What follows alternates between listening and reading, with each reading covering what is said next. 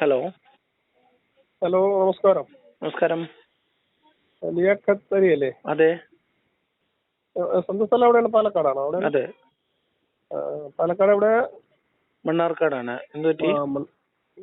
അല്ലല്ല, ഞാൻ നിങ്ങളുടെ യൂട്യൂബിൽ നിങ്ങളുടെ കാര്യങ്ങളൊക്കെ ഞാൻ കാണാറുണ്ട്. ആ, അപ്പോൾ നിങ്ങൾ പിന്നെ മദ്രസയിലൊക്കെ പഠിച്ചത് അവിടെ പള്ളിയിൽ അവിടെയാണ്? അതെ. നാട് എന്ത് പറ്റി? മദ്രസയിൽ പഠനങ്ങളൊക്കെ പൂർത്തീകരിച്ച് നല്ല അറിവും കാര്യങ്ങളും ഉണ്ടായിരുന്നിട്ട് എന്ത് പറ്റി ഇങ്ങനെ ഒരു ചിന്തയിൽ വ്യതിചലനം വരാനുള്ള കാരണം എന്തുവാ? നമ്മൾ പഠിച്ച് മുന്നോട്ട് പോകുമ്പോഴല്ലേ ചിന്തയിലൊക്കെ വ്യത്യാസം വരിക. അതാണ്. എന്താണ് അതിൽ സംഭവം, കാര്യം എന്താണ് നിങ്ങളുടെ ചിന്തയിൽ ഒരു മാറ്റം വരാനുള്ള കാരണം എന്താണ്? ചിന്തയിൽ മാറ്റം വരാനുള്ള കാരണം എന്ന് പറഞ്ഞാൽ ഒരു കാരണം ഒന്നല്ലല്ലോ. നമ്മളത് ഇങ്ങനെ ഒരു പ്രോസസ് അല്ലേ, പല പല കാരണങ്ങളുണ്ട്. ചോദിച്ചത് അതാണ്. എന്താ ഒരു കാരണമല്ല,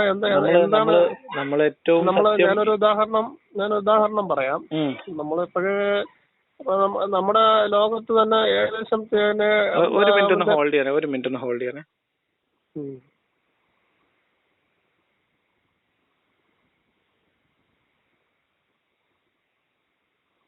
പോരാട്ടോ. ആ, പറയൂ. നമ്മുടെ ഈ ലോകത്ത് തന്നെ പ്രബലമായിട്ടുള്ള മൂന്ന് മതത്തെയാണ് നമ്മൾ പ്രബലമായിട്ട് എല്ലാവരും മനസ്സിലാക്കിയിരിക്കുന്നത് അല്ലേ? അതില് മുസ്ലിം, ഇസ്ലാം മതം, ക്രൈസ്തവ മതവും ഹിന്ദു മതം കൊണ്ട് താഴോട്ട് വരുമ്പോൾ നമുക്ക് ഒരുപാട് മതങ്ങൾ അതിൻ്റെ അകത്തുണ്ട്. സിഖുണ്ട്, പാഴ്സിയുണ്ട്, ജൈനനുണ്ട്, അങ്ങനെ അങ്ങനെ അങ്ങനെ പോകുന്ന ഒരുപാട് സംഭവങ്ങളുണ്ട്. അപ്പോഴ് നമ്മുടെ ഇപ്പൊ ഇതില് ഏകദൈവ വിശ്വാസമാണ് ഇസ്ലാം മത വിശ്വാസം. ഇതിപ്പോ ഇതിൽ ഏറ്റവും കൂടുതൽ ആളുകളുള്ളത് ക്രിസ്തു മതത്തിലാണ്. അതെ. നിങ്ങൾ ഏത് മതത്തിലാണ് വിശ്വസിക്കുന്നത്? ഞാൻ ഇസ്ലാം മത വിശ്വാസിയാണ്. എന്തുകൊണ്ടാണ് നിങ്ങൾ ഏറ്റവും കൂടുതൽ ആളുകൾ വിശ്വസിക്കുന്ന ക്രിസ്തു മതം വിശ്വസിക്കാത്തത്? അതിൽ വിശ്വസിക്കാത്തതിന്റെ കാര്യം എന്ന് പറഞ്ഞാൽ ഒന്നിപ്പോ ഞാൻ ഒരു മുസ്ലിമായ വാപ്പയ്ക്കും ഉമ്മക്കും ജനിച്ചു, അതല്ല ഒന്നാമത്തെ കാരണം. അല്ല, ഒരു വാപ്പയ്ക്കും ഉമ്മയ്ക്കും ജനിച്ചു എന്നുള്ളതല്ല. ഭൂരിപക്ഷം ഇപ്പൊ നിലവിലുള്ള അതുമല്ല. ഞാൻ പറയാം, ഒരു പോയിന്റ് ചോദിക്കട്ടെ. അതായത് ഇപ്പൊ ലോകത്ത് ഇപ്പൊ ജനസംഖ്യയിലെ ഭൂരിപക്ഷം വരുന്ന ആളുകൾ വിശ്വസിക്കുന്ന മതങ്ങൾ എന്ന് പറയുന്ന ഈ മൂന്ന് മതങ്ങളില് ഭൂരിപക്ഷം ക്രിസ്തുമത വിശ്വാസികളുടെ ഒരു 90% ആളുകളും, ഇസ്ലാമിലും അതേപോലെ 90-95% ആളുകളും അവരുടെ മാതാപിതാക്കളുടെ മതത്തിൽ തുടരുകയല്ലേ ചെയ്യുന്നത്? അതെ അതെ. അപ്പൊ അതാണ് ഒന്നാമത്തെ കാരണം. നമ്മളുടെ മതം ഏത് മതം നമ്മൾ സ്വീകരിക്കുന്നു എന്നതിന് ഒന്നാമത്തെ കാരണവും ഏറ്റവും പ്രബലമായ കാരണവും നമ്മുടെ രക്ഷിതാക്കളുടെ മതം ഏതാണെന്നുള്ളതാണ്. തീർച്ചയായിട്ടും. അതാണ് പറഞ്ഞ പാരമ്പര്യമായിട്ട് നമ്മൾ തുടർന്നു വന്നത് അതാണ്. അപ്പൊ എല്ലാ മതവും അങ്ങനെയാണല്ലോ. അപ്പൊ വേറൊരു റീസൺ പറയാമോ? ഒരു വിഷയം കൂടെ ഒന്നുകൂടെ പറഞ്ഞോട്ടെ. ഇസ്ലാം മതത്തിൽ മാത്രമല്ലല്ലോ, ക്രൈസ്തവ മതമായിരുന്നാലും ഹിന്ദു മതമായിരുന്നാലും മറ്റേത് മതമായിരുന്നാലും അങ്ങനെയാണല്ലോ. എല്ലാവരും പാരമ്പര്യം തുടർന്നു തന്നെയാണല്ലോ. ഞാൻ എല്ലാരും കാര്യം പറഞ്ഞു. ഓക്കെ. അപ്പൊ പിന്നെ എന്തുകൊണ്ടാണ് ഏറ്റവും കൂടുതൽ ആളുകൾ വിശ്വസിക്കുന്ന മതത്തിൽ നിങ്ങൾ വിശ്വസിക്കാത്തതിന്റെ ഒരു കാരണം ഇതാണ്, വാപ്പയും ഉമ്മയൊക്കെ മുസ്ലിം ആയിരുന്നു. വേറെ എന്തെങ്കിലും കാരണമുണ്ടോ? അല്ല, ഒരിക്കലും ഇല്ലല്ലോ. കാരണമുണ്ട്, തീർച്ചയായിട്ടും കാരണമുണ്ട്. കാരണം അത് നമ്മള് ഈ ദൈവത്തെ വിശ്വാസം എന്ന് പറഞ്ഞാൽ ദൈവം ഏകദൈവമാണല്ലോ. ആ ദൈവം അദൃശ്യനാണ് എന്നുള്ള വസ്തുതയാണല്ലോ. മറ്റതിപ്പോ ജീസസ് എന്ന് പറഞ്ഞാൽ യേശു ക്രിസ്തു എന്ന് പറയുന്നത് ദൈവം പിതാവ്, പുത്രൻ, പരിശുദ്ധാത്മ ത്രയേകത്വം എന്ന് വിശ്വസിക്കുന്നവരാണ് ക്രൈസ്തവർ. ക്രിസ്ത്യാനിറ്റി തെറ്റായതുകൊണ്ട് വിശ്വാസം ശരിയാവണമെന്നില്ലല്ലോ. അല്ല, ഞാൻ പറഞ്ഞോട്ടെ, ഞാൻ ഉദാഹരണം പറയണം. എന്റെ വിശ്വാസം ശരിയാവണ കേസല്ല ഞാൻ പറയുന്നത്. ഇപ്പൊ ത്രയേകത്വത്തിൽ വിശ്വസിക്കുന്ന ക്രൈസ്തവനും ഹൈന്ദവ 30 കോടി ദൈവങ്ങളെ ആരാധിക്കുന്ന ഹൈന്ദവനും, അപ്പൊ ഇവരൊക്കെ ബിംബാരാധനയിൽ വിശ്വസിക്കുന്നവരാണ്. ഈ ബിംബം എന്ന് പറയുന്നത് മനുഷ്യനുണ്ടാക്കുന്ന ബിംബമാണ് അല്ലേ? അതിന് ദൈവമായിട്ട് സങ്കല്പിക്കുകയാണ്. അങ്ങനെയാണെങ്കിൽ ആ ഉണ്ടാക്കിയ ദൈവം മനുഷ്യനല്ലേ ആരാധിക്കുന്നത്? ഈ വിഗ്രഹം എന്ന് പറയുന്നത് പിന്നെ ദൈവമായിട്ട് അവര് വിശ്വസിക്കുന്നു നിങ്ങളോട് ആരാ പറഞ്ഞ? അല്ല, ഞാൻ ചോദിച്ചോട്ടെ, ബിംബാരാധന പിന്നെ എന്തുകൊണ്ട് ഉദ്ദേശിക്കുന്നവരല്ല ഞാൻ ചോദിക്കുന്നത്. വിഗ്രഹം ദൈവമാണെന്നാണ്. അപ്പൊ ഓരോ അമ്പലത്തിൽ ഇരിക്കുന്ന പ്രതിഷ്ഠ ഞാൻ ചോദിക്കുന്നത്. ഒരു മിനിറ്റ് ചോദിക്കട്ടെ. നിങ്ങള് ഒരു പ്രതിഷ്ഠ, ഇപ്പൊ ഓരോ അമ്പലത്തിൽ ഓരോ പ്രതിഷ്ഠ ഉണ്ടാവും, അതാണ് വിഗ്രഹം എന്ന് പറഞ്ഞത്. വിഗ്രഹങ്ങൾ പ്രതിഷ്ഠിക്കും. ഈ വിഗ്രഹമാണ് ദൈവം എന്ന് അവർ വിശ്വസിക്കുന്നുണ്ടോ ശരിക്കും? അതായത് ഞാൻ പറഞ്ഞുതരാം, അവരുടെ ഹൈന്ദവ അതാണ് ഞാൻ പറഞ്ഞു വരുന്നത്. അതായത് ഹൈന്ദവ മത പ്രചാരം ഈ നിങ്ങൾ പറഞ്ഞ പോലെ വിഗ്രഹത്തിന്റെ പ്രതിഷ്ഠ എന്ന് പറയുന്നില്ലേ, അപ്പൊ പിന്നെ എല്ലാ വർഷവും അവർ പ്രതിഷ്ഠാ മഹോത്സവവും മുടിപ്പര മഹോത്സവവും ഒക്കെ നടത്തുന്നതിന്റെ ഉദ്ദേശം എന്താണ്? അവരുടെ ദൈവം അവിടെ, ഞാൻ പറഞ്ഞത് അതാണ്, അവിടെ ദൈവം ഇരിക്കുന്ന ദൈവത്തില് അവർ ആ എനർജിയെ സേവ് ചെയ്യിപ്പിക്കുന്ന പരിപാടിയാണ്. ഒരു വർഷം അങ്ങനെയാണ് അവരുടെ ചരിത്രം. ഹൈന്ദവ മതപ്രകാരം നിങ്ങളൊന്ന് പഠിച്ചു നോക്കുക. അങ്ങനെയാണ്. ഞാൻ ചോദിക്കട്ടെ, ഇപ്പൊ 2 ദിവസം മുൻപ് മിനിഞ്ഞാന്ന് എന്തോ ഫസ്റ്റ് ഹജ്ജ് തീർത്ഥാടക സംഘം അങ്ങോട്ട് പോയി. എന്തിനാണ് കഅബയിൽ പിന്നെ ആ ഒരു സ്ക്വയറിന്റെ ക്യൂബിന്റെ അടുത്തേക്ക് പോയിട്ട് ആൾക്കാർ ലോകത്തിന്റെ പല ഭാഗത്തുനിന്നുള്ളവർ പോയിട്ട് അതിന് ചുറ്റും നടന്നിട്ട് ലബ്ബൈക്ക് അല്ലാഹുമ്മ ലബ്ബൈക്ക് എന്ന് പറഞ്ഞാൽ അള്ളാഹുവെ നിന്റെ വിളിക്ക് ഞാൻ ഉത്തരം നൽകിയെന്നല്ലേ ലബ്ബൈക്ക് അല്ലാഹുമ്മ ലബ്ബൈക്ക് എന്നല്ലേ? അപ്പൊ അള്ളാഹു എവിടെ ഇരിക്കണേ? അള്ളാഹു എവിടെ ഇരിക്കുന്നു അള്ളാഹു നമുക്ക് കാണാൻ പറ്റുമോ? അപ്പൊ പിന്നെ ഇതിന് മക്കത്ത് ചെല്ലുമ്പോ ലബ്ബൈക്ക് അല്ലാഹുമ്മ ലബ്ബൈക്ക് അല്ലാണ്, കഅബന്റെ അവിടെ എത്തുമ്പോഴും അവിടത്തേക്ക് പോകുമ്പോഴും നിന്റെ വിളിക്ക് ഉത്തരം നൽകിയതാ ഞാൻ വരുന്നു എന്ന് പറഞ്ഞു. ഞാൻ ചോദിക്കുന്നത്, ഞങ്ങളിപ്പോ ഹജ്ജിന് പോണോന്നില്ലല്ലോ. ഹജ്ജിന് ഒറ്റ മിനിറ്റ് അല്ല, ഞാൻ ചോദിക്കുന്നതല്ല, ഹജ്ജിന് പോണോന്ന് നിർബന്ധമാണ്. ഹജ്ജിന് പോവാതെ തന്നെ നമ്മളിവിടെ തന്നെ ഈ പിന്നെ ഇസ്ലാം മത വിശ്വാസ പ്രകാരം 5 വക്കത്ത് നമസ്കാരമുണ്ട്, നോമ്പുണ്ട്.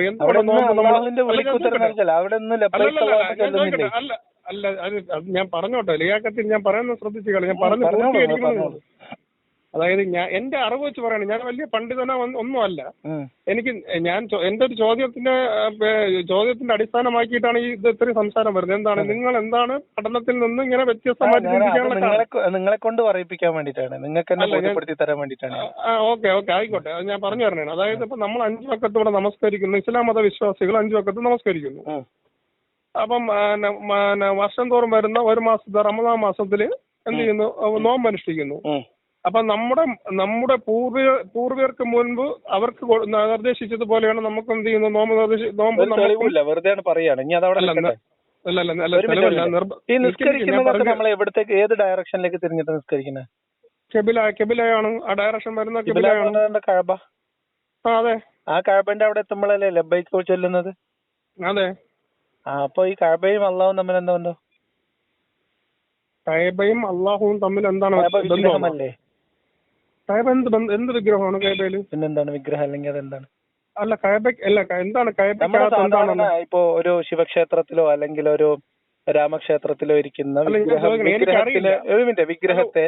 വിഗ്രഹത്തിന് അടുത്ത് ചെന്നിട്ട് രാമനോടോ ശിവനോടോ അല്ലെങ്കിൽ ദൈവത്തോടോ പ്രാർത്ഥിക്കുന്നതിനേക്കാൾ എന്ത് വ്യത്യാസമാണ് കഅബ എന്ന് പറയുന്ന ഒരു ക്യൂബിനേക്ക് ലോകത്തിൽ എവിടെയുള്ള മനുഷ്യരും ആ ഡയറക്ഷനിലേക്ക് തിരിഞ്ഞു നിസ്കരിക്കണം എന്ന് പറയുന്നത്? അതേപോലെ തന്നെ അവിടെ എത്തുമ്പോ അള്ളാഹുവെ ഞാൻ നിന്റെ വിളിക്ക് ഉത്തരം നൽകിയതാ വന്നിരിക്കുന്നു എന്ന് പറയുന്നത്. അള്ളാഹു കഅബയിലാണെന്നാണ് വിശ്വാസം? അല്ല, അള്ളാഹു പറഞ്ഞിരിക്കുന്നത് പരിശുദ്ധമായിട്ടുള്ള ഹജ്ജ് കർമ്മം നിർവഹിക്കാൻ വേണ്ടി പറഞ്ഞിരിക്കുന്നത്. അവിടെ ഞാൻ ചോദിക്കുന്നത് പ്രത്യേകത പറയൂ. കഅബയുടെ അതാണ് ഞാൻ പറഞ്ഞതാണ്, കഅബയ്ക്കകത്ത് എന്താണുള്ളത്? നിങ്ങൾ ആ വിഗ്രഹം എന്ന് പറഞ്ഞ ഉദ്ദേശിച്ചത് എന്താണ്? പറഞ്ഞു. കഅബ എന്താ? അല്ല, എനിക്ക് അറിഞ്ഞൂടെ, ഒന്ന് പറഞ്ഞ് മനസ്സിലാക്കി. എനിക്കറിയില്ല, നിങ്ങളല്ലേ ആരാധിക്കുന്ന ആൾ. അല്ല, മറ്റുള്ളവരൊക്കെ വിഗ്രഹാരാധകരാണെന്നും ബഹുദൈവ വിശ്വാസികളാണെന്ന് പറയുന്ന നിങ്ങൾ ഏകദൈവ വിശ്വാസം എന്നും അരൂപിയായിട്ടുള്ള പിന്നെ പ്രപഞ്ച ശക്തി എന്നൊക്കെ പറയുന്ന അള്ളാഹുവും കഅബയുടെ അവിടെ എത്തുമ്പോ അള്ളാഹുവെ ഞാൻ നിന്റെ വിളിക്കുത്തരം നൽകിയിരിക്കുന്നു എന്ന് പറയുമ്പോ അള്ളാഹു കഅബയിലാണോ? അല്ല, കഅബയ്ക്ക് നിങ്ങളല്ല, എനിക്ക് അറിഞ്ഞൂടാ. അല്ല, എനിക്ക് അറിഞ്ഞൂടാ ഒന്ന് പറഞ്ഞു. നിങ്ങളുടെ അറിവിൽ അറിയില്ല, നിങ്ങളോട് ചോദിക്കുകയാണ്. നിങ്ങൾ മറ്റുള്ള വിഗ്രഹങ്ങളെ കുറിച്ചൊക്കെ നോക്ക് ഒരു മിനിറ്റ്. ഞാൻ പറയാം, നിങ്ങൾ കേട്ടോ. അതായത് അപ്പൊ നിങ്ങളുടെ വിശ്വാസത്തെ നിങ്ങൾ വിചാരിക്കുന്ന പോലെയല്ല മറ്റുള്ളവർ കാണുന്നത്.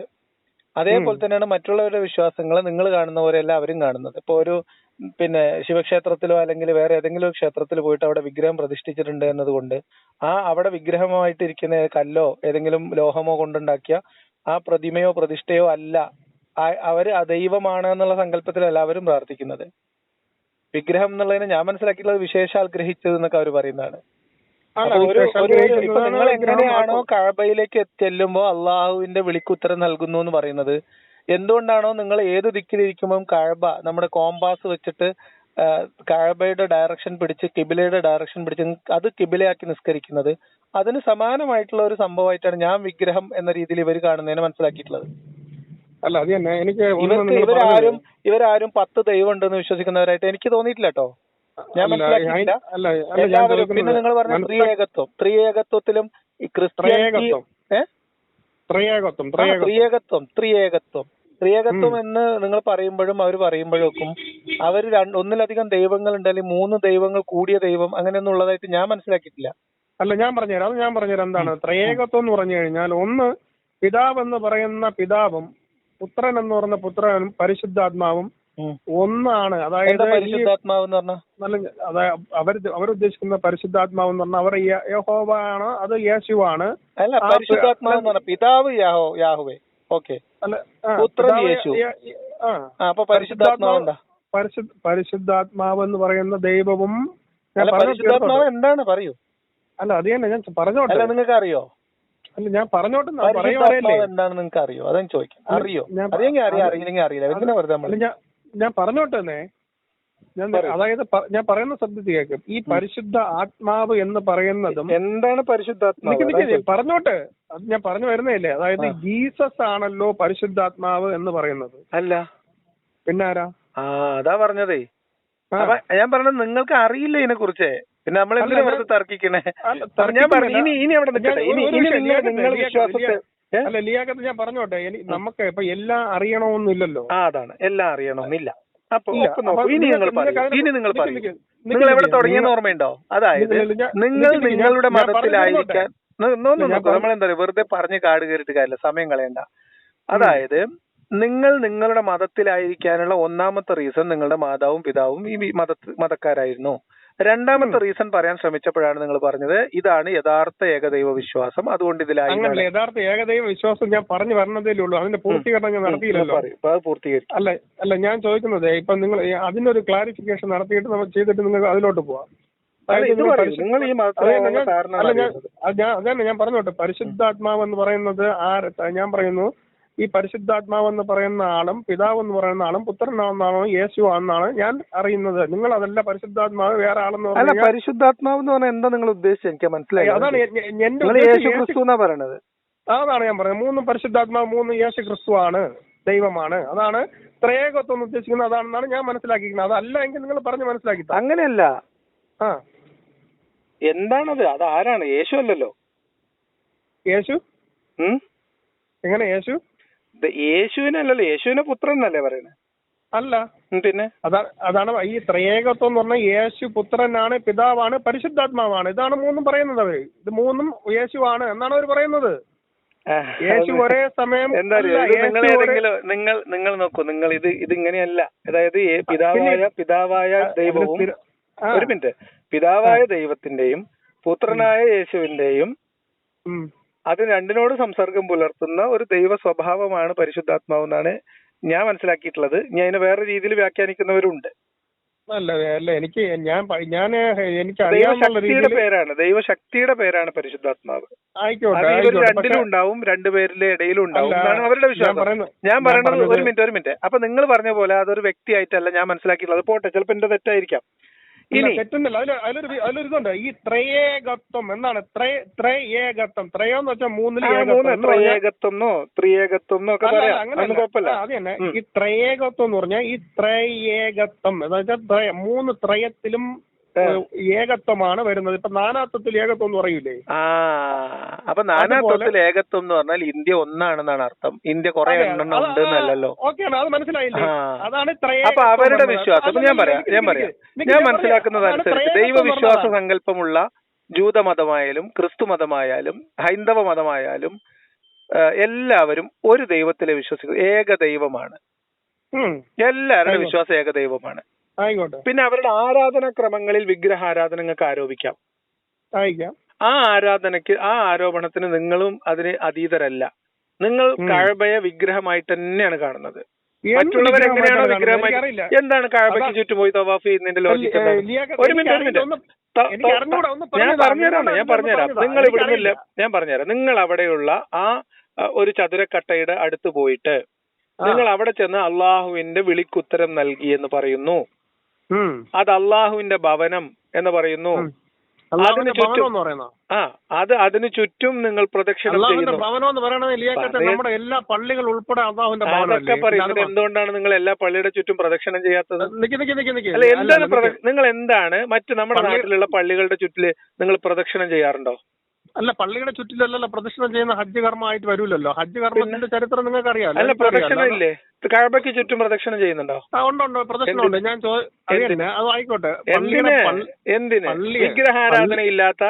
വിഗ്രഹാരാധനയില്ലാത്ത ദൈവത്തിന് പ്രതീകങ്ങൾ കൽപ്പിക്കപ്പെട്ടിട്ടില്ലാത്ത അള്ളാഹുവിനെ ആരാധിക്കുന്നതിന്റെ ഭാഗമായി മക്കയുടെ ആ മരുഭൂമിയിലുള്ള ഒരു കരിങ്കൽ ക്യൂബിന് നിങ്ങൾ വലം വെക്കുന്നതിന്റെ ലോജിക്ക് എന്താണ് പറഞ്ഞുതരും? അല്ല, ചോദിക്കുന്നത് അതിന്റെ അകത്തുള്ളത് അതിന് നിങ്ങൾ വലം വെക്കുന്നതിന്റെ, അതിനെ നിങ്ങൾ പ്രദക്ഷിണം ചെയ്യുന്നതിന്റെ ലോജിക്ക് എന്താണ്? ഞാൻ പറഞ്ഞോട്ടെ, ലോജിക്കിന്റെ കാര്യമാണ് പറയുന്നത്. ഈ ഒരു പരിശുദ്ധമായിട്ടുള്ള കഅബ എന്നാണ് നമ്മുടെ ഇസ്ലാം മത വിശ്വാസ പ്രകാരം നമ്മളെ പഠിപ്പിക്കുന്നത്. ശ്രദ്ധിച്ചോളൂ, എനിക്ക് അതിന്റെ അകത്തിരിക്കുന്ന എന്താണെന്ന് അറിയില്ല. നിങ്ങൾക്ക് അറിയാമെങ്കിൽ എനിക്കറിയില്ല. എനിക്കറിയില്ല. ഞാൻ ചോദിക്കുന്നത് ആ ക്യൂബിനെ കുറിച്ചാണ്. ആ ക്യൂബിന് നിങ്ങൾ പ്രദക്ഷിണം ചെയ്യുന്നതിന്റെ ലോജിക്ക് എന്താണ്? ആ ക്യൂബിന് നിങ്ങൾ വലം വെക്കുന്നതിന്റെ, അതിനെ പ്രദക്ഷിണം ചെയ്യുന്നതിന്, അതിന് ആചാരങ്ങൾ നിശ്ചയിച്ചിട്ടുള്ളതിന്റെ ലോജിക്ക് എന്താണ്? അതാണ് ഞാൻ പറഞ്ഞത്. എനിക്ക് അതിനെ കുറിച്ച് അറിയില്ല. ഒന്ന് പറഞ്ഞു, നിങ്ങൾക്ക് അറിയാമെങ്കിൽ ഒന്ന് പറഞ്ഞതാ.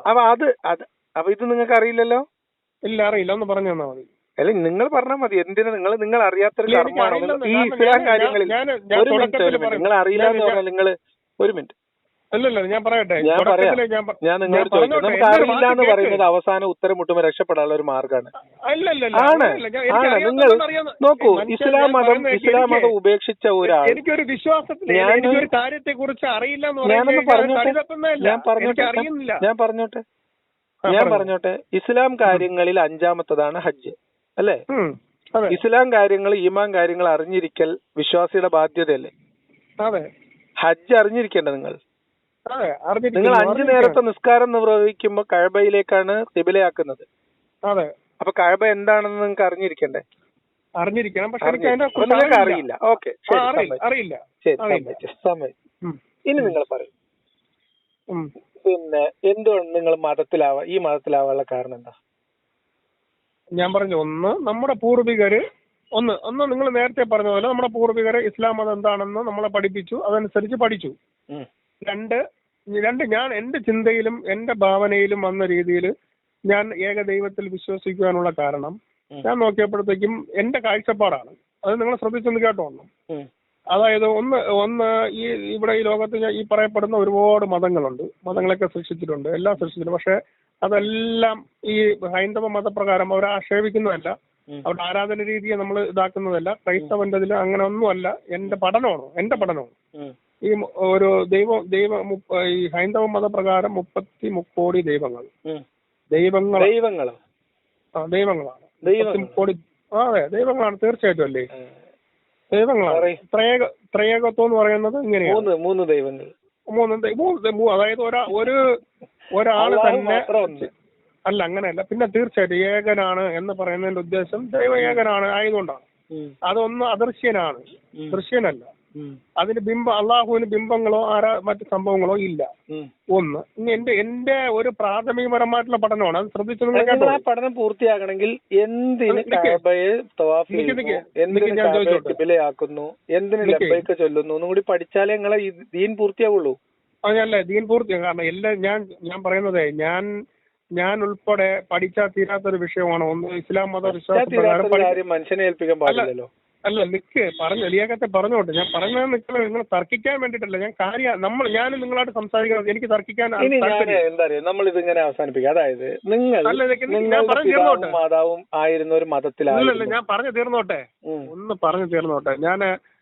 ഞാൻ പിന്നെ അള്ളാഹു പറയപ്പെടുന്നു, നിങ്ങൾക്ക് ഞാൻ ആരെന്ന് നിങ്ങൾക്ക് അറിയണമെങ്കിൽ നിങ്ങളിലേക്ക് തന്നെ നോക്കാൻ പറഞ്ഞിട്ടില്ലേ?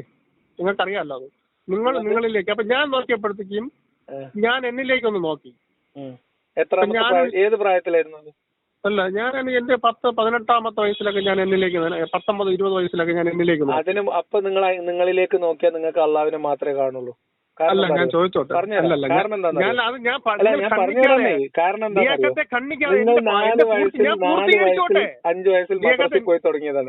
ലിയാഖത്തെ ഞാൻ പൂർത്തീകരിച്ചോട്ടെ. ഞാൻ ഈ പറയപ്പെടുന്ന പണ്ഡിതന്മാരോ ആരും പറഞ്ഞു തന്നതല്ല. എന്റെ സ്വന്തം ചിന്തയിലുള്ള നിങ്ങൾ പറഞ്ഞത്, നിങ്ങൾ എന്താണ് ഇസ്ലാം മത വിശ്വാസ പ്രകാരം നിങ്ങൾ ഇസ്ലാം മതം തെരഞ്ഞെടുക്കാൻ കാരണം എന്നുള്ള കാര്യമാണ് ഞാൻ ചോദിച്ചത്. അല്ലെന്നേ, ഞാൻ ചോദിച്ചോട്ടെ. നിങ്ങൾ ആയിപ്പോയതാണ്.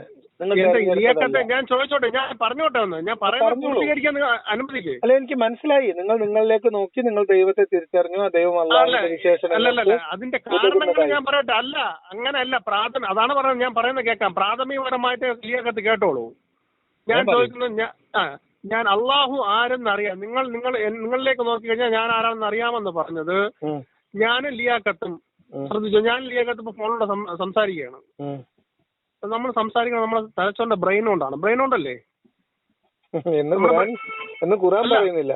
ഇല്ല, നിക്ക്, ഞാൻ ഇല്ല, നിക്ക്, ഞാനൊന്ന് പറഞ്ഞോട്ടെ. നമ്മൾ സംസാരിക്കുന്നതും പ്രവൃത്തികളൊക്കെ ചെയ്യുന്നതും ബ്രെയിൻ കൊണ്ടല്ലേ? തലച്ചോറിന്റെ അറിയില്ലായിരുന്നു. ഞാൻ അത് നിങ്ങൾ അതിൽ കയറി ചോദിക്കാം. എന്റെ ചിന്തയെ കുറിച്ച് ഞാൻ പറയാം. നിങ്ങൾ അതിനെ കടത്തി വിട്ടാതെ. അല്ല, നിങ്ങളുടെ ചിന്ത എവിടെയാണെന്നാണ് ഖുർആൻ പറഞ്ഞിട്ടുള്ളത്? പറയും. ഞാൻ ചോദിച്ചോട്ടെ. ഞാൻ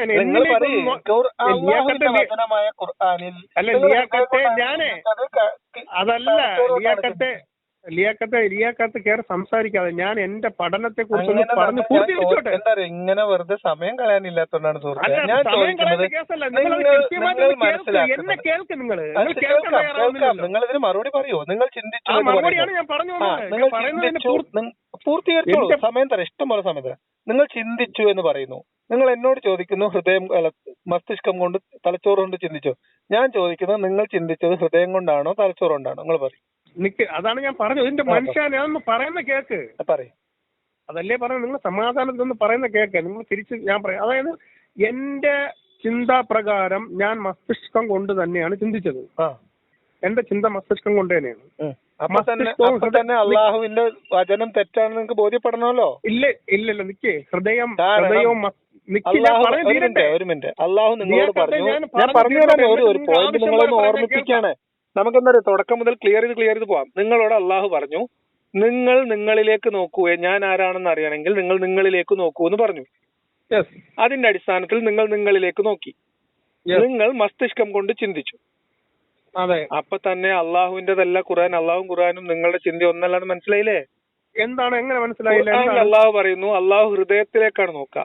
ഹൃദയം കൊണ്ട് ചിന്തിക്കുക എന്നാണ് ഖുർആൻ പറയുന്നത്. ഞാൻ പറഞ്ഞോട്ടെ. നിങ്ങളാണെങ്കിൽ തലച്ചോറ് കൊണ്ട് ചിന്തിച്ചു. അല്ലല്ല, നിക്ക്. അതാണ് ഞാൻ പറഞ്ഞു വരുന്നത്. മനുഷ്യനെ പൂർത്തീകരിക്കാൻ അനുവദിക്ക്. പൂർത്തീകരിച്ചോളൂ. അതായത് നമ്മൾ മസ്തിഷ്കം കൊണ്ട് ചിന്തിക്കുന്നു. ഹൃദയം നോക്കാന്ന് പറഞ്ഞ ഒരാളുടെ ഉള്ള്, യഥാർത്ഥ മനസ്സിന്റെ ഉള്ള്. ഈ മസ്തിഷ്കവും ഹൃദയവും തമ്മിൽ ബന്ധമുണ്ട്. ഒരാളുടെ ഉള്ളു മനസ്സെന്ന് പറഞ്ഞ ആന്തരിക ഘടനയാണ് അള്ളാഹു പറയപ്പെടുന്നത്. നിങ്ങൾ ഹൃദയം കൊണ്ട് അത് അല്ല, അതാ എന്റെ മനസ്സിലാക്കി ഒന്ന് പറയാൻ അനുവദിക്കും. അതുകൊണ്ടല്ലേ ഞാൻ ഇതാക്കുന്നത്. അപ്പം മസ്തിഷ്കം കൊണ്ട് നമ്മൾ ചിന്തിക്കുന്നു. ഒരു മനുഷ്യനെ സംബന്ധിച്ചിടത്തോളം അവന്റെ ആന്തരിക ഘടനയും അവന്റെ മനസ്സും അതിന്റെ ഉള്ളും എന്നാണ്, ഹൃദയം എന്നാണ്. ആ ബന്ധമാണ് അള്ളാഹു അങ്ങനെ പറയുന്നത്. നിങ്ങൾ ഉള്ളുകൊണ്ട് ഞാൻ പറഞ്ഞു. ഖുർആൻ വായിച്ചിട്ടില്ല, അതാ പ്രശ്നേ. ഖുർആൻ പറയുന്നത് നെഞ്ചും കൂടിന്റെ നെഞ്ചിന്റെ എല്ലിനകത്ത് ഒളിപ്പിച്ചു വെച്ച മാംസപിണ്ഡം, അതാണ് ഹൃദയം. ആണ്, ഇല്ലെന്ന് പറയുന്നില്ലല്ലോ. അതാണ്. അതായത് നിങ്ങൾ ഈ ആന്തരികമായ നമ്മുടെ ചിന്ത എന്നൊന്നും പറയണ്ട, മനസ്സൊന്നും പറയണ്ട. അല്ല, നെഞ്ചും കൂടുന്ന് പറഞ്ഞാൽ ആന്തരികമല്ലേ അത്? ആ നെഞ്ചും കൂടിനകത്തുള്ള മാംസപിണ്ഡം എന്ന് പറഞ്ഞാൽ ഹൃദയമാണ് ഉദ്ദേശിച്ചത്. അതാണ് ആന്തരികം എന്ന് പറയുന്നത്. അത് ഹാർട്ടാണ്.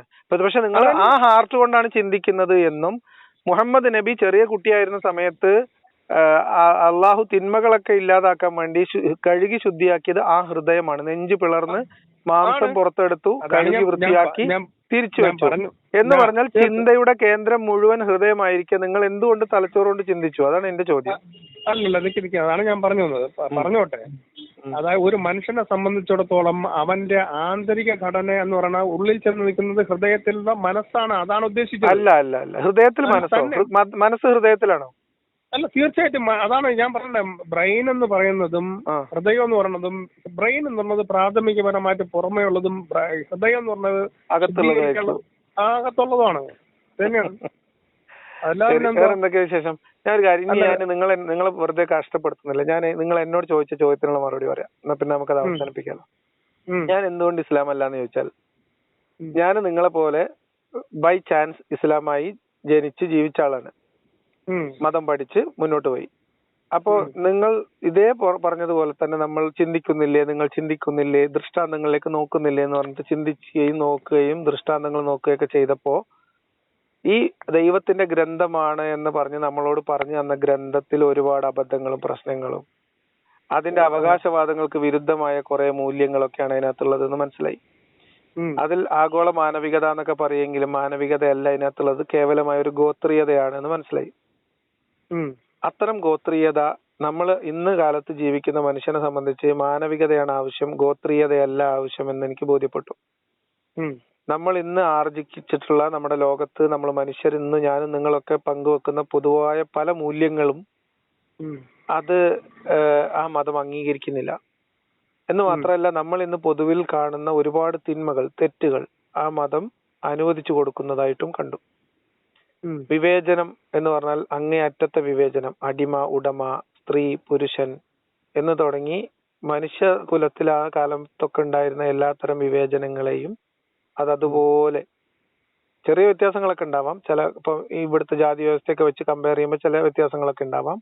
പക്ഷെ ഒരു ഗോത്രം എന്ന രീതിയിൽ പ്രാഥമികമായിട്ട് മനുഷ്യരെ വിശ്വാസി അവിശ്വാസി എന്ന രീതിയിൽ രണ്ടായിട്ട് തരംതിരിക്കുകയും അവരുടെ ഭൗതികമായിട്ടുള്ള വ്യവഹാരങ്ങളും ഭൗതികമായിട്ടുള്ള ഇടപെടലുകളിൽ പോലും മതം ഒരു പരിഗണനാ വിഷയമാക്കി വെക്കുകയും മതത്തിന്റെ അടിസ്ഥാനത്തിൽ മനുഷ്യരോടുള്ള പെരുമാറ്റം നിർണ്ണയിക്കുകയും അവരുടെ ഈ നാട്ടിലുള്ള ഭൗതികമായ ജീവിതത്തില് രാഷ്ട്രീയ നിയമങ്ങളിൽ പോലും വിവേചനം കൽപ്പിക്കുകയും ചെയ്യുന്ന ഒരു പ്രത്യയശാസ്ത്രം, അത് ആ കാലഘട്ടത്തിലെ ഒരു ചരിത്രത്തിൽ ഉണ്ടായി വന്നിട്ടുള്ള ഒരു പൊളിറ്റിക്കൽ ഐഡിയോളജി ആയിട്ടാണ് ഞാൻ മനസ്സിലാക്കിയിട്ടുള്ളത്. അതിന്റെ അടിസ്ഥാനത്തിൽ അതിന്റെ ദൈവികതയൊന്നും ഇല്ല എന്ന് എനിക്ക് ബോധ്യപ്പെടുകയും ഞാൻ ദൈവവിശ്വാസി ആയിരിക്കെ, അതായത് ഈ പ്രപഞ്ചത്തിനൊരു ശക്തിയൊക്കെ ഉണ്ട് എന്ന വിശ്വാസത്തിലിരിക്കെ ആ മതം ദൈവികമല്ല എന്ന് തിരിച്ചറിഞ്ഞത് ഉപേക്ഷിച്ച ആളാണ്. അതിന് ഒരുപാട് കാരണങ്ങളുണ്ട്, വിശദീകരിക്കാനും പറ്റും. ഒന്ന് നിങ്ങൾ അത് പറഞ്ഞ് ഞാൻ അംഗീകരിക്കുന്നു. നിങ്ങളുടെ കാഴ്ചപ്പാട് നിങ്ങളുടെ സ്വാതന്ത്ര്യമാണത്. ഇപ്പൊ അള്ളാഹു പറയപ്പെടുന്നത് നിങ്ങൾക്ക് ഇഷ്ടമുള്ള രീതിയിൽ ജീവിക്കാനുള്ള സ്വാതന്ത്ര്യം ഉണ്ടെന്നാണ്. നിങ്ങളുടെ കാഴ്ചപ്പാട് എങ്ങനെയാണോ അതനുസരിച്ച് ജീവിക്കാം, നിങ്ങളുടെ ഏത് രീതിയിലുള്ള ചിന്താഗതി ജീവിക്കാം. പക്ഷെ ഞാനൊരു പോയിന്റിലോട്ട് വന്നപ്പോഴത്തേക്ക് ലിയാഖത്ത് ബടുത്തി മാറേണ്ട കാര്യമില്ല. ഞാൻ വന്ന പോയിന്റില് അതാണ് പറഞ്ഞത്, മനുഷ്യന്റെ മസ്തിഷ്കവും ഹൃദയവുമായിട്ടുള്ള ബന്ധം എന്ന് പറയുമ്പോഴത്തേക്കും ആ ബന്ധത്തെ നിങ്ങള് പിന്നെ ഏത് രീതിയിലാണ് മനസ്സ്. ഹൃദയവും മസ്തിഷ്കവും തമ്മിലുള്ള ബന്ധമൊന്നും ഖുറാനിലില്ല. ഖുറാനിൽ ആകെ പറയുന്നത് ഈ മാംസപിണ്ഡത്തെ കുറിച്ചാണ്. അത് അത് എല്ലിൻ കൂടിൽ സംരക്ഷിച്ചു നിർത്തിയതാണ്. അതാണ് ചിന്തയുടെ കേന്ദ്രം എന്നതിലേക്ക് അള്ളാഹുവിന്റെ ഖുർആനിൽ ഇഷ്ടം പോലെ തെളിവുണ്ട്. ആയിക്കോട്ടെ ഹൃദയത്തിന്റെ നിങ്ങൾ ഈ പറയുന്ന മസ്തിഷ്കം എന്ന് പറയുന്നത് തികച്ചും പുതിയ നൂതനമായിട്ടുള്ള ഒരു അറിവാണ്. ആയിക്കോട്ടെ. അപ്പൊ ലിയാഖത്ത് ചിന്തിക്കുന്നത് എന്തുകൊണ്ടാണ് ചിന്തിക്കുന്നത്? ഹൃദയം കൊണ്ടാണോ? അല്ല, പിന്നെ തലച്ചോറുകൊണ്ടാണ്. അപ്പൊ പിന്നെ ഞാൻ ചിന്തിച്ചത് തലച്ചോറുകൊണ്ടാണല്ലോ. ആണ്, പക്ഷെ അള്ളാഹുവിന് അറിയില്ലായിരുന്നു തലച്ചോറുകൊണ്ടാണ് ചിന്തിക്കുന്നത്. അല്ല, ഞാൻ ചോദിക്കുന്നത് ഓക്കെ, അത് അള്ളാഹുവിന് അറിയില്ല, അത് അവിടെ നിന്നോട്ട്. അപ്പൊ ഈ ഞാൻ പറഞ്ഞു വന്നത് തലച്ചോറിനകത്തൊരു പ്രവർത്തനം ഉണ്ടല്ലോ. ആയിക്കോട്ടെ. ആ പ്രവർത്തനം ഞാനിപ്പം ലിയാഖത്തിനോട് സംസാരിക്കുന്നത് നമ്മൾ ഈ തലച്ചോറുണ്ട്, ആ പ്രവർത്തനം ദൃശ്യമാണോ അദൃശ്യമാണോ? എങ്ങനെ അദൃശ്യമാണ്? അദൃശ്യമാണോ? അപ്പൊ ആണല്ലോ. എനിക്ക് ഒന്ന് രണ്ട് ഈ നമ്മൾ കഴിക്കുന്ന ഭക്ഷണം ഉണ്ടല്ലോ, കഴിക്കുന്ന ഭക്ഷണം നമ്മൾ കഴിച്ചു ഇപ്പൊ രാവിലെ. ഞാൻ ഒരു അനാവശ്യമായിട്ടുള്ള കോംപ്ലിക്കേഷനിലേക്ക് പോകണ്ട. ഞാൻ പറഞ്ഞാൽ നമുക്ക് എല്ലാ മനുഷ്യർക്കും മനസ്സിലാവുന്ന ഒരു കാര്യത്തിൽ ലിയാഖത്തെ ഞാൻ എന്റെ അറിവ് വെച്ചിട്ട് ഒന്ന് പറയുന്നത് ഒന്ന് കേക്ക്. നിങ്ങളുടെ എല്ലാം ഞാൻ കേട്ടില്ലേ?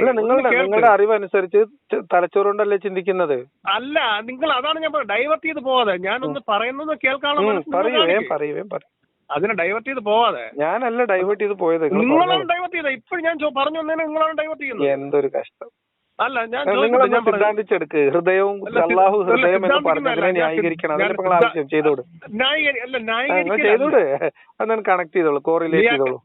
ലിയാഖത്തെ കണക്ട് ചെയ്യാൻ ന്യായീകരിക്കണം. അള്ളാഹുവിനെ പറ്റിയ അബദ്ധം നിങ്ങൾ തിരുത്തുന്നു, നിങ്ങളുടെ അറിവ് വെച്ചത് തിരുത്തു, ഞാൻ കേട്ടിരിക്കാം. അല്ല, അള്ളാഹുവിന് പറ്റിയ അബദ്ധം അത് നിങ്ങളുടെ കാഴ്ചപ്പാടിൽ തർക്കിക്കാൻ വരുന്നില്ല. അപ്പൊ ഞാൻ ലിയാഖത്തെ നമ്മൾ തമ്മിലൊരു കോൺവെർസേഷനിൽ വന്നു. അപ്പൊ എന്റെ ഒരു കാഴ്ചപ്പാട് ഖുർആൻ വചനം വെച്ചിട്ട് അത് തെളിയിക്കൂ, കണക്ട് ചെയ്യൂ. അപ്പൊ നിക്ക് ഞാൻ എന്നെ കുറിച്ച് ഞാൻ എന്നോടൊന്ന് ചിന്തിക്കുന്ന കാര്യം ഞാൻ ലിയാഖത്തിനോട് പറയുന്നതിൽ വിരോധമുണ്ട്. അത് കുഴപ്പമില്ല. പക്ഷെ നിങ്ങളോട് അള്ളാഹു ചിന്തിക്കാൻ പറഞ്ഞ ഹൃദയം കൊണ്ട് ചിന്തിക്കാനാണ്. നിങ്ങൾ ഹൃദയം കൊണ്ട് തന്നെ ചിന്തിച്ചത്. ആയിക്കോട്ടെ. ഹൃദയം കൊണ്ട് തന്നെ ചിന്തിച്ചത്. ആയിക്കോട്ടെ, ചിന്തിക്കുന്നത് ഇപ്പോഴും ആയിക്കോട്ടെ. രണ്ട് ഹൃദയവും ഹൃദയവും തലച്ചോറുമായിട്ട് ബന്ധമുണ്ടെന്ന് ഞാൻ കരുതുന്നു. അപ്പൊ രണ്ടു കൊണ്ടും ഞാൻ ചിന്തിച്ചു. ഓക്കെ, അപ്പൊ ഇരുന്നോട്ടെ, അങ്ങനെ ഇരുന്നോട്ടെ. ഞാൻ പറയുന്നത്, നമ്മൾ കഴിക്കുന്ന ഭക്ഷണം ഉണ്ടല്ലോ, ഭക്ഷണം കഴിക്കുമ്പോഴത്തേക്ക് അതിന്റെ ദഹന പ്രക്രിയ നടക്കുന്നുണ്ട്. അതിന്റെ അകത്ത് ശക്തമായിട്ടുള്ള പൊല്യൂഷൻ കൂട്ടിമുട്ടൽ നടന്ന് നല്ല രീതിയിലുള്ള അതിനെ ദഹിപ്പിച്ചെടുത്ത് ശരീരത്തിന് ആവശ്യമായിട്ടുള്ള എല്ലാ രീതിയിലുള്ള പ്രോട്ടീനും വിറ്റാമിനും എല്ലാ മിനറൽസ് എല്ലാ സംഭവങ്ങളും ഈ സംഭവങ്ങളെല്ലാം നടന്ന് നമ്മുടെ ശരീരത്തിൽ എത്തിക്കുകയാണ്. അതിന്റെ വേസ്റ്റ് പുറന്തള്ളപ്പെടുന്നു. ഇതൊക്കെ നമ്മൾ ഈ പ്രവർത്തനം ഇതിന്റെ അകത്ത് നടക്കുകയാണ്. ഇത് ദൃശ്യമാണോ അദൃശ്യമാണോ? ദൃശ്യമായതും അദൃശ്യമായതും ഉണ്ട്. അല്ല, ഇതിൽ ദൃശ്യതയുള്ള ഏതാണ്? നമുക്കിപ്പോ നമ്മൾ പുറത്ത് നോക്കുമ്പോ കാണുന്നില്ല എന്നല്ലേ ഉള്ളൂ. ഇപ്പം വായ കൊണ്ട് ചവച്ചരക്കുന്നത് മുതൽ തുടങ്ങൂല ദഹനം.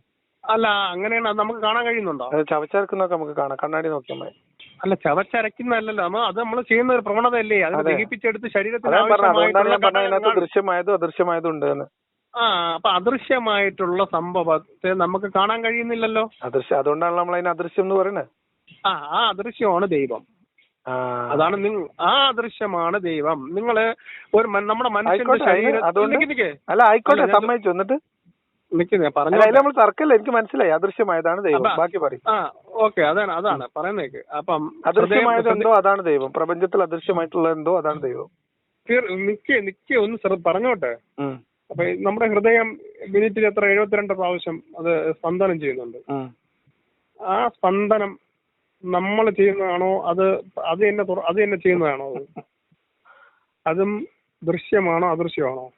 എന്തൊക്കെ ചോദ്യങ്ങളാണല്ലേ. ആ പ്രവർത്തനം ദൃശ്യമാണോ അദൃശ്യമാണോ? പറയേ. ആ പ്രവർത്തനം നമുക്കിപ്പോ ഹൃദയം ഇടിക്കുന്നത് കാണണമെന്ന് ഇപ്പൊ ഒരാൾക്ക് തോന്നാണെങ്കിൽ കാണിക്കാനുള്ള സംവിധാനം ഇപ്പൊ ഉണ്ട്. അല്ല, അത് കാണാൻ പറ്റും. പക്ഷെ ആ പ്രവർത്തനം ആരാണ് ചെയ്യുന്നത്? എവിടെ നിന്നാണ് വരുന്നത് ആ പ്രവർത്തനം? അത് സ്പന്ദിക്കുന്നു. അത് എങ്ങനെ സ്പന്ദിക്കുന്നു? അതിനെ കാണാൻ കഴിയും. സ്പന്ദനം. അതാണ് തീർച്ചയായും കാരണമാണ് ദൈവം അല്ലെ. ആ സ്പന്ദിക്കുന്നതാണ് ദൈവം. മനസ്സിലായില്ല? നമ്മുടെ ശരീരത്തിൽ അടങ്ങിയിരിക്കുന്ന സകല കാര്യങ്ങളും. ആയിക്കോട്ടെ, ആ ദൈവവും ഈ ഖുർആനും തമ്മിലുള്ള ബന്ധം തന്നെയെന്ന് പറഞ്ഞു. നിക്ക്. അതാണ് ഞാൻ പറഞ്ഞത്. അള്ളാഹ് ഖുർആന്റെ ബന്ധത്തിനെ കുറിച്ച് നിങ്ങൾ പറയുന്നതിനേക്കാളും ഞാൻ പറയുന്നത് ഞാൻ എന്റെ പ്രാഥമിക ഞാൻ പറഞ്ഞത് ഇപ്പൊ ഈ പ്രപഞ്ചത്തിന് സൃഷ്ടാവുണ്ട്, ഒരു ദൈവമുണ്ട്, ഒരു ശക്തിയുണ്ട്. ഇതെല്ലാം വാദം. ഞാൻ ചോദിക്കുന്നതല്ല, ഞാൻ പറഞ്ഞ് മനസ്സിലാക്കിയത്, പഠിച്ച് മനസ്സിലാക്കിയത് നിങ്ങൾക്ക് ഞാൻ പറഞ്ഞത്ര കാര്യത്തിൽ നിങ്ങൾ ചോദിക്കാണ്. നിങ്ങൾ വെറുതെ കഷ്ടപ്പെടണ്ടെന്ന് ഓർത്തിട്ട് ഞാൻ നിങ്ങളെ എളുപ്പത്തിൽ സഹായിക്കാം. അതായത് ഈ പ്രപഞ്ചത്തിന് അദൃശ്യമായി ഞാൻ പറയട്ടെ. എന്താ പറയുക, സമയം ഒരു പ്രശ്നമാണല്ലോ, കേൾക്കുന്നവരുടെ സമയം ഒരു പ്രശ്നമാണല്ലോ. അതായത് അദൃശ്യമായ ഒരു ശക്തി, ഈ പ്രപഞ്ചത്തിൽ അദൃശ്യമായ പല കാര്യങ്ങളെയും നിയന്ത്രിക്കുന്ന പലതിന്റെയും നിദാനമായ ഒരു ശക്തി, ആ ശക്തിയുടെ പേരാണ് ദൈവം. ഇതല്ല നിങ്ങളെ വാദം? തീർച്ചയായിട്ടും. ഞാൻ നിങ്ങളോട് പറഞ്ഞത് നിങ്ങൾ ഓർക്കുന്നുണ്ടോ? ഒന്നുകൂടി റീകോൾ ചെയ്തോളൂ. അതായത് ഈ പ്രപഞ്ചത്തിന് പിന്നിലൊരു ശക്തി ഉണ്ടെന്നും ഒരു ദൈവമുണ്ടെന്നും വിശ്വസിച്ച കാലത്ത് ആ വിശ്വാസത്തിലിരിക്കെ ഈ മതം ആ ദൈവവുമായി യാതൊരു ബന്ധവുമില്ല എന്ന് ബോധ്യപ്പെട്ടതിന്റെ അടിസ്ഥാനത്തിൽ ദൈവവിശ്വാസിയായിരിക്കെ ഇസ്ലാം മതം ഉപേക്ഷിച്ച ആളാണ് ഞാൻ. അതായിക്കോട്ടെ, നിങ്ങളുടെ അപ്പൊ പിന്നെ ആ ദൈവത്തെ നിങ്ങൾ സ്ഥാപിച്ചിട്ട് പ്രത്യേകിച്ച് കാര്യമില്ല എന്നർത്ഥം. അല്ല, ഞാൻ പറഞ്ഞത് നിങ്ങൾ ചെയ്യേണ്ടത് ഈ ദൈവത്തെ ഇസ്ലാമുമായി ബന്ധിപ്പിക്കുകയാണ്. അതിനെന്തെങ്കിലും വഴി ഉണ്ടെങ്കിൽ ചെയ്തോളൂ. എങ്ങനെ? അപ്പൊ എന്നോട് സംസാരിക്കുമ്പോ നിങ്ങൾ ഈ പ്രപഞ്ചത്തിന്റെ പിന്നിൽ ശക്തിയുണ്ട്, ദൈവമുണ്ട് എന്ന് സ്ഥാപിച്ചത് കൊണ്ട് കാര്യമില്ല. കാരണം ഞാൻ ആ വിശ്വാസത്തിലിരിക്കെ ആ ദൈവിക ശക്തിയുമായി ഇസ്ലാം എന്ന് പറയുന്ന മതത്തിന് ബന്ധമില്ല എന്ന് ബോധ്യപ്പെട്ട് മതം ഉപേക്ഷിച്ച ആളാണെന്ന്. അതായത് ദൈവവിശ്വാസി ആയിരിക്കെ ഇസ്ലാം മതം ഉപേക്ഷിച്ച ആളാണ് ഞാൻ. അതുകൊണ്ട് എന്നോട് നിങ്ങൾ ഈ പ്രപഞ്ചത്തിന്റെ പിന്നിൽ ശക്തി ഉണ്ടെന്ന് സ്ഥാപിച്ചത് കൊണ്ട് ഇസ്ലാം ശരിയാണ് എന്ന് വരത്തില്ല. അതിന് നിങ്ങൾ എന്ത് ചെയ്യണം? ഈ പ്രപഞ്ച ശക്തി, ഈ പ്രപഞ്ച സൃഷ്ടാവായ ഏകദൈവം ഇസ്ലാമുമായി ബന്ധപ്പെട്ടിരിക്കുന്നു, ആ പ്രപഞ്ച സൃഷ്ടാവിന്റേതാണ് ഈ മതം എന്ന് തെളിയിക്കണം. അതിന് കഴിയുമോ? അത് നിങ്ങൾ കഴിഞ്ഞാലേ നിങ്ങൾ ഇസ്ലാം മതം സ്വീകരിക്കുള്ളൂ അല്ലേ? അല്ല, അത് ഞാൻ അതുകൊണ്ടല്ലേ പറഞ്ഞു, ഞാൻ ദൈവവിശ്വാസി ആയിരിക്കെ മതം ഉപേക്ഷിച്ച ആളാണ്. അപ്പൊ അത് ശരി. അപ്പൊ ഇസ്ലാം മതം വിശ്വാസപ്രകാരം ദൈവത്തിന്റെ സൃഷ്ടിയും ദൈവവും സൃഷ്ടിച്ച ലോകവും മറ്റേ സകല സൃഷ്ടികളും ദൈവത്തിന്റേതല്ല എന്നാണ് നിങ്ങൾ വിശ്വസിക്കുകയും അത് ഞാൻ പറയുന്നത് നിങ്ങൾക്ക് മനസ്സിലാവുന്നില്ലേ? അതായത് ഈ പ്രപഞ്ചത്തിന്റെ പിന്നിൽ ഒരു ശക്തിയുണ്ട് എന്ന് വിശ്വസിക്കുന്ന ദൈവവിശ്വാസം, ആ ശക്തിയെ ദൈവം എന്ന് വിളിക്കുന്ന ഒരു ദൈവവിശ്വാസം, ആ ദൈവവിശ്വാസി ആയിരുന്ന കാലത്ത്, ഇപ്പൊ ഞാൻ അതാണെന്നല്ല പറയുന്നത്, ആ ദൈവവിശ്വാസം ഉണ്ടായിരുന്ന കാലത്ത് തന്നെ ആ പ്രപഞ്ച സൃഷ്ടാവും ശക്തിയുമായ ദൈവത്തിന്റെ സാന്നിധ്യം ഈ മതത്തിലില്ല എന്ന് ബോധ്യപ്പെട്ട് ഈ മതം ദൈവികമല്ല എന്ന ബോധ്യത്തിന്റെ അടിസ്ഥാനത്തിൽ ഇസ്ലാം മതം ഉപേക്ഷിച്ച ആളാണ് ഞാൻ. അപ്പൊ നിങ്ങൾ എന്റെ മുമ്പിൽ സ്ഥാപിക്കേണ്ടത് ഇങ്ങനെ ഒരു പ്രപഞ്ചത്തിന് പിന്നെ ശക്തി ഉണ്ട് എന്ന വിശ്വാസത്തിനടുത്ത് നിൽക്കുന്നിടത്ത് പോലും ഈ മതം എങ്ങനെയാണ് ദൈവവുമായി ബന്ധപ്പെടുന്നതെന്ന് പറഞ്ഞാൽ മതി. അല്ല ഞാൻ അതെ അപ്പൊ ഞാൻ പറയുന്നത്, നിങ്ങൾ പറഞ്ഞു വരുന്നത് നിങ്ങൾ ഇസ്ലാം മത പ്രകാരമുള്ള ഇസ്ലാം മത കർമ്മശാസ്ത്രങ്ങളും ഖുർആൻ അടക്കമുള്ള ഹദീസ് അടക്കമുള്ള കാര്യങ്ങളെല്ലാം പഠിച്ചിട്ട് നിങ്ങൾക്ക് എല്ലാം പഠിച്ചിട്ട് എന്നല്ല, നമ്മൾ ഇതിനെ സാമാന്യമായിട്ട് പഠിക്കല്ലേ ചെയ്യാം. അല്ലാതെ ഇപ്പോ എല്ലാം പഠിക്കാൻ പറ്റുമോ? ഡെയിലി കിതാബ് പഠിക്കൊണ്ടിരിക്കല്ലേ ആൾക്കാർ? ഇല്ലല്ല, ലിയാഖത്ത് അങ്ങനല്ല. എന്റെ ഒരു കണക്കനുസരിച്ച് ലിയാഖത്ത് സകല രീതിയിലുള്ള കാര്യങ്ങളും ലിയാഖത്തിന് അറിയാം.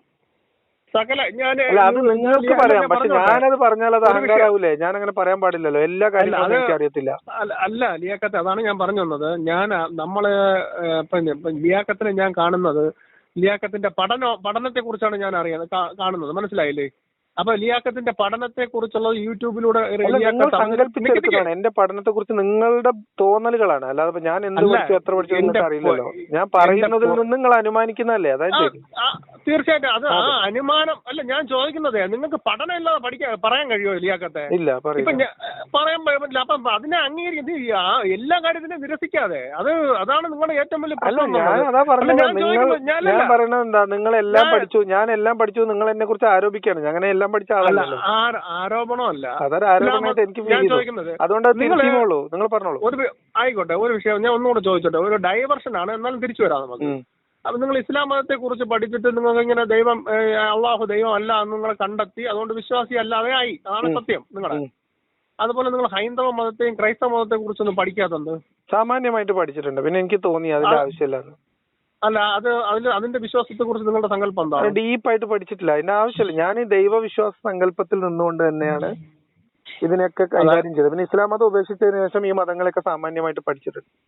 അതാണ് പറഞ്ഞത്. അപ്പൊ ഹൈന്ദവ മതപ്രകാരം വിശ്വാസം പഠിച്ചപ്പോഴത്തേക്ക് നിങ്ങൾക്ക് എന്താണ് മനസ്സിലായത്?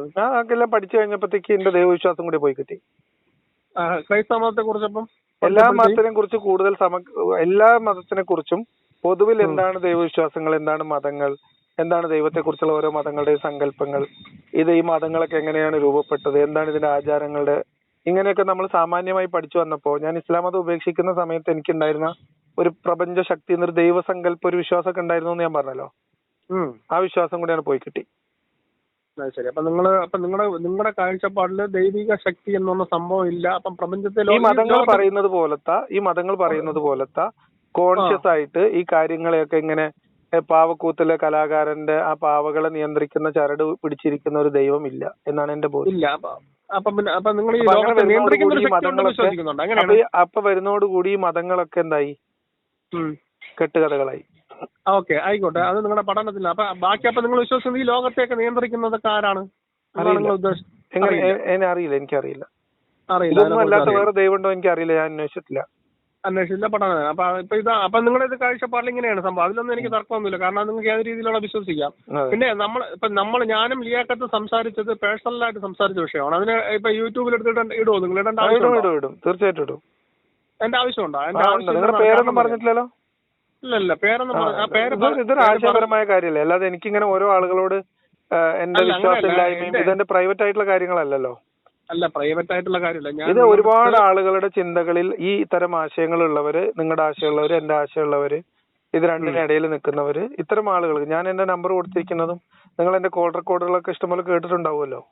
അല്ല, ഞാൻ കേട്ടിട്ടുണ്ട്. അപ്പൊ ഞാൻ ഉദ്ദേശിച്ചത് തന്നെയാണ്. അതായത് ഇത് ആളുകൾ ഇത് നമ്മളുടെ ഒരു സംസാരം പഠന വിധേയമാക്കട്ടെ എന്നുള്ളതുള്ളൂ. അല്ലാതെ ഇപ്പോ നിങ്ങള് വ്യക്തിപരമായിട്ട് ഇതിനകത്ത് നമ്മൾ ആരാണ്, നിങ്ങൾ എന്താണ്, നിങ്ങൾ ഡീറ്റെയിൽസ് ഒന്നും ചോദിക്കുക പറയുകയൊന്നും ചെയ്തിട്ടല്ലോ നമ്മൾ സംഭാഷണത്തിലേക്ക് പോകുന്നത്. പിന്നെ നിങ്ങളുടെ വ്യക്തിപരമായ കാര്യം എന്റെ വ്യക്തിപരമായ കാര്യം ഇതിനകത്ത് ചർച്ച ചെയ്തിട്ടുമില്ല.